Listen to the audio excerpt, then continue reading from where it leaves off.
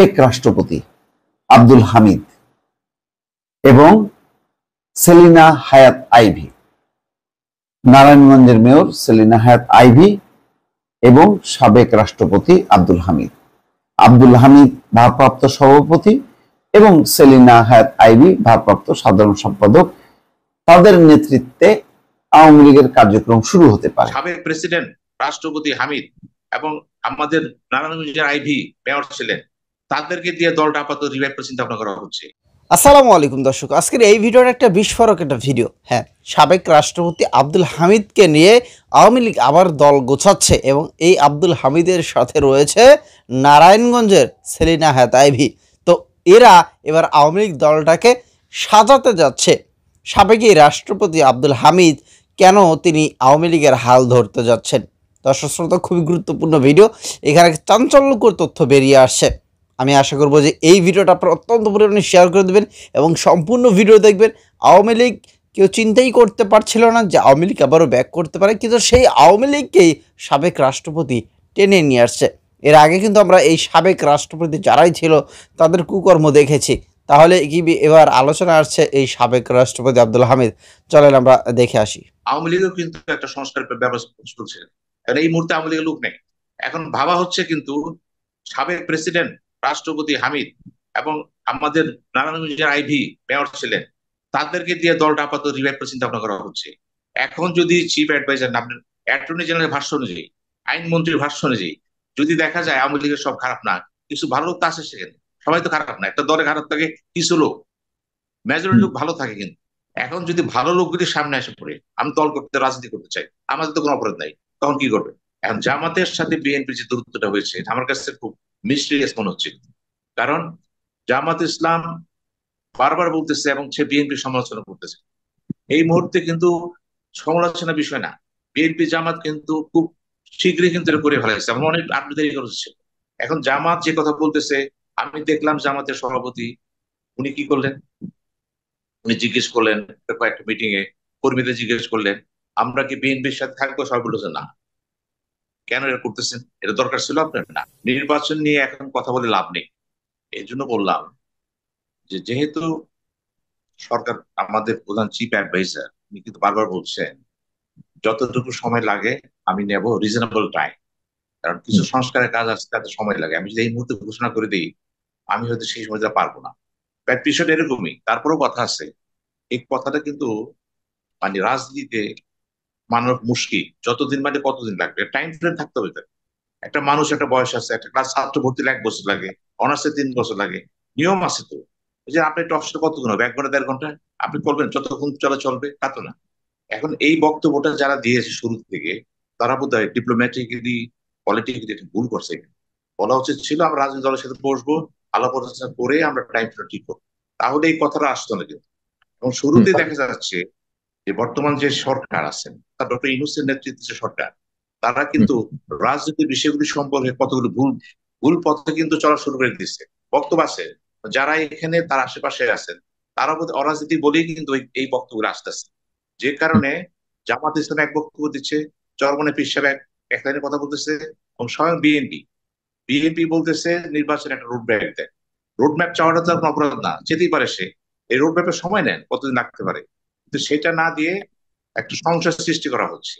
এদিকে দেখা যাচ্ছে সরকার পরিবর্তনের সাথে সাথে যেহেতু আওয়ামী লীগ নাই, তার মাঠটা কার দখলে?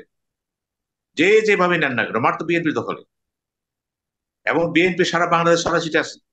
এখানে তাদের নেতা কর্মীরা এতদিন তারা জেলে ছিল, এখন তারা মুক্ত পরিবেশে এসে বসছে, এবং তারা করুক আর না করুক সবকিছু তার দখলে চলে গেছে। এখন এই যে দখলে চলে গেছে এটা নিয়েও কথা হচ্ছে, জামাত কথা বলতেছে, চরমনে কথা বলতেছে, আর অন্যান্য দলও কথা বলতেছে।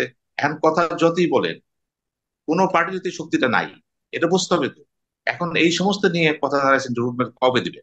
মির্জা ফখরুল যখন সর্বশেষ দেখা করলেন সেখানে আশা করা হচ্ছে হয়তো একটা শীঘ্র একটা রুটম্যাপ আসবে, এবং তিনি বলেছেন যে আপনি মাঝে মাঝে রাজনীতিবিদদের সাথে বসেন, আলাপ আলোচনা করেন, সংসদে দূর হয়ে যাবে। এই কথা কিন্তু আমরাও টকশোতে বলেছি বারবার, যে প্রধান অ্যাডভাইস উচিত হবে প্রতি 3 মাস বা 2 মাস অন্তর অন্তর রাজনৈতিক দলগুলির সাথে বসা, এবং কতটুকু উন্নয়ন হলো, কোন কোন ক্ষেত্রে আপনি সংস্কার করতে চাচ্ছেন, আপনি প্রশাসনের সাথে করবেন, জুডিশিয়ারি করবেন, ফাইন্যান্সিয়াল সেক্টরে করবেন, পলিটিক্যাল সেক্টর করবেন, আপনি নির্বাচন কমিশনের ক্ষেত্রে করবেন, এই সবগুলি কিন্তু রাজনৈতিক দলদের সাথে একটা সম্মতি প্রয়োজন আছে, সমঝোতার প্রয়োজন আছে। কারণ এগুলো তো আলটিমেটলি তো আপনি মেহমান, মেহমান যখন চলে যাবে দায়িত্বটা কার কাছে থাকবে? দলগুলোর কাছে। কাজে এগুলি কোনো বিতর্ক থাকা উচিত না, বিভেদ থাকা উচিত না। এখন জামাতের সাথে বিএনপির যে দূরত্বটা হয়েছে এটা আমার কাছে খুব মিস্টিরিয়াস মনে হচ্ছে।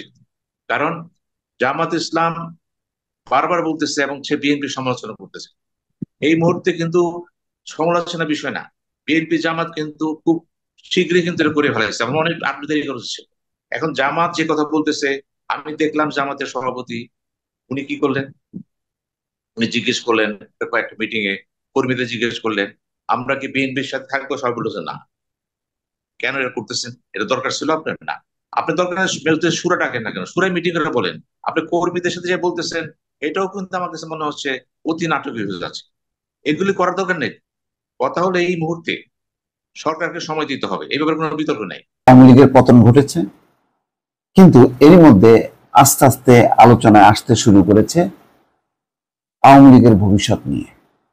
এই মুহূর্তে আওয়ামী লীগের কোনো চিহ্ন বাংলাদেশে নেই, গোপালগঞ্জে ছিটে ফোটা আছে, আর কোথাও নেই, এটা বাস্তবতা।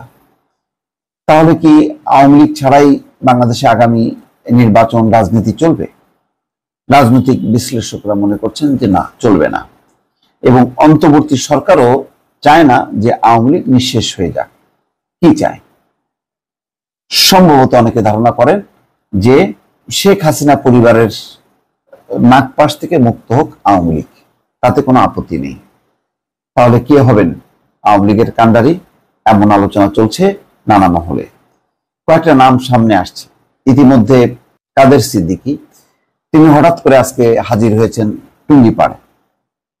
কি কারণে বোঝা যাচ্ছে না।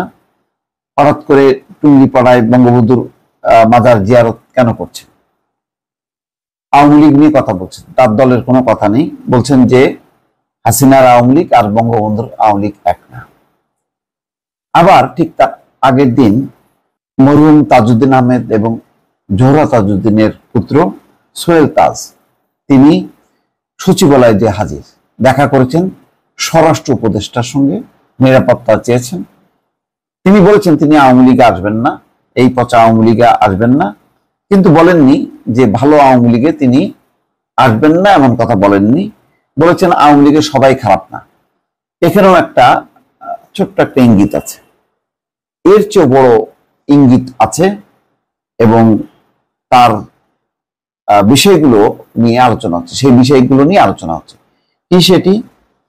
সাবেক রাষ্ট্রপতি আব্দুল হামিদ এবং সেলিনা হায়াত আইভী, নারায়ণগঞ্জের মেয়র সেলিনা হায়াত আইভী এবং সাবেক রাষ্ট্রপতি আব্দুল হামিদ। আব্দুল হামিদ ভারপ্রাপ্ত সভাপতি এবং সেলিনা হায়াত আইভী ভারপ্রাপ্ত সাধারণ সম্পাদক। তাদের নেতৃত্বে আওয়ামী লীগের কার্যক্রম শুরু হতে পারে। এতে কি খুব বেশি আপত্তি আছে বিএনপি বা অন্তর্বর্তী সরকারের? সম্ভবত নেই, কিন্তু বিএনপির ভেতরে কিছুটা হয়তো বিরোধিতা আছে। তারা চায় না যে এত দ্রুত আওয়ামী লীগ আবার সামনে আসুক। কিন্তু এই মেসেজটা যদি পরিষ্কার হয়, যারাই আওয়ামী লীগের এখন হাল ধরুক না কেন, তারা যদি বলে যে এই আওয়ামী লীগের সঙ্গে শেখ হাসিনা আওয়ামী লীগের কোনো সম্পর্ক নেই, তাহলে কিন্তু স্বস্তি ফেলবে, এবং সেই ক্ষেত্রে কিন্তু খুব বেশি আপত্তি থাকবে না অন্তর্বর্তী সরকার, জামাত বা বিএনপি। এমন একটি ধারণা বা আলোচনা রাজনৈতিক অঙ্গনে চলছে কিছুদিন থেকে। এই কারণেই বলছি যে সাবেক রাষ্ট্রপতি আব্দুল হামিদ এবং সেলিনা হায়াত আইভীর নামটি আসছে। সেলিনা হায়াত আইভী নিয়ে কি কোনো বিতর্ক আছে? আপাতত বিতর্ক নেই, এই কারণে যে নারায়ণগঞ্জের রাজনীতিতে সমালোচিত বিতর্কিত ব্যক্তি হচ্ছেন শামীম ওসমান। শামীম ওসমানের বিরুদ্ধে লড়াই করে সেলিনা হায়াত আইভী দুইবার মেয়র হয়েছে, এবং এই লড়াইয়ে সাধারণ মানুষ সাপোর্ট দিয়েছে।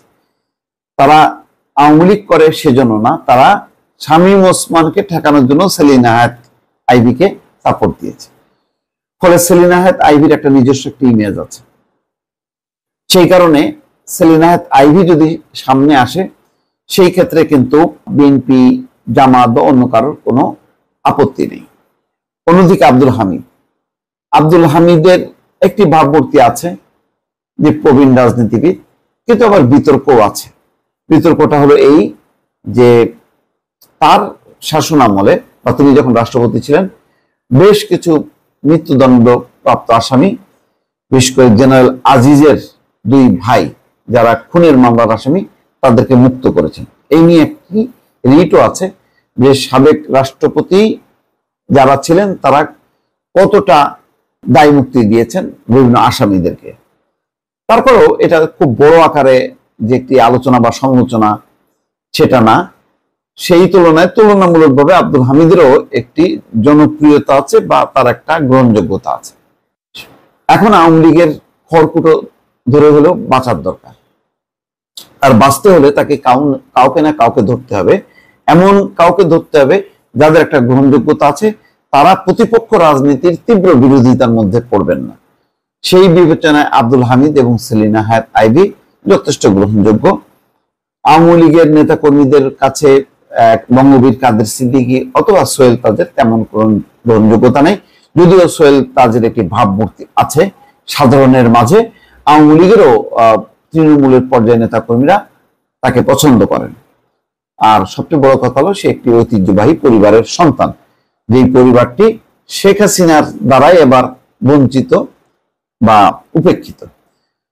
তো সুতরাং এই মুহূর্তে যদি আওয়ামী লীগকে সার্ভাইভ করতে হয় তাহলে শেখ হাসিনা তো এই চ্যাপ্টার ক্লোজ, তাহলে শেখ রেহানা না সম্ভব না, সজীব ওয়াজেদ জয় সম্ভব না, পুতুল সম্ভব না। সুতরাং শেখ পরিবারের বাইরে যদি অন্য কারোর হাত ধরে আগামীতে আওয়ামী লীগ আসে, এবং যেহেতু অন্তর্বর্তী সরকার এখন পরিকল্পনা করছে যে তারা রোডম্যাপ সহ একটা নির্বাচনের পরিকল্পনা জাতির সামনে হাজির করবে, সেটি 6 মাস বা 1 বছর পরে হোক, সেই নির্বাচনে আওয়ামী লীগ যদি অংশ নেয়। সেখানে আমরা দেখেছিলাম যে সাবেক রাষ্ট্রপতিরা, অনেক রাষ্ট্রপতি সেখানে ছিলেন, তারা তাদের ক্ষমতা দিয়ে অনেক ফাঁসির আসামিকেও মুক্ত করেছে। অনেক বড় বড় যারা অবৈধ কাজ করেছে তাদের কাজগুলো বৈধ করে দিয়েছে যারা সাবেক রাষ্ট্রপতি ছিলেন। হ্যাঁ, এবার সাবেক রাষ্ট্রপতি বেশ কয়েকদিন আগেই তিনি পদ ছাড়লেন, সেই আব্দুল হামিদ এখন এই আওয়ামী লীগের হাত ধরবে। তিনি একটা কথা বলছেন।